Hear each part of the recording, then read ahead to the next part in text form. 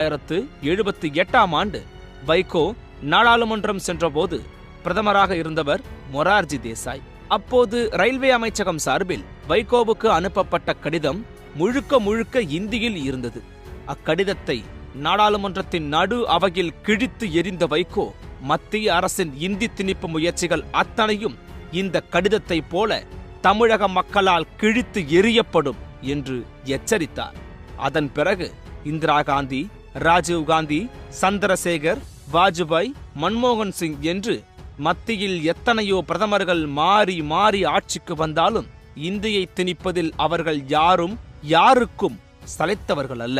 ஒவ்வொருவரும் வேறு வேறு விதமாக முயற்சி செய்து பார்த்தார்கள்.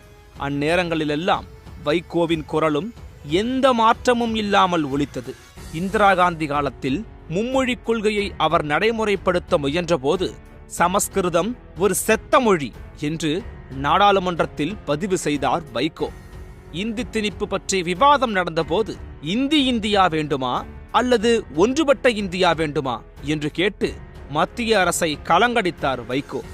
ஈழத்தமிழர் விவகாரத்தை இந்தியாவின் கவனத்துக்கு தனது நாடாளுமன்ற பணிகள் மூலம் கொண்டு சென்றவர் வைகோதான்.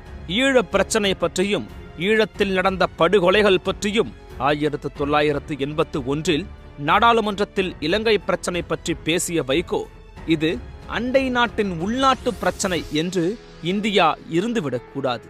இது சர்வதேச பிரச்சனை, மனிதாபிமான பிரச்சனை. பாகிஸ்தானில் இருந்து வங்கதேசத்தை பிரித்து கொடுத்த வரலாற்றை கொண்ட பிரதமர் இலங்கை பிரச்சனையில் வேடிக்கை பார்த்து கொண்டிருக்க கூடாது என்று முழங்கினார். வைகோ பேசிய பேச்சை கேட்ட இந்திரா காந்தி வைகோவின் துயரத்தில் நானும் பங்கெடுக்கிறேன் என்று பதில் மொழி கூறினார்.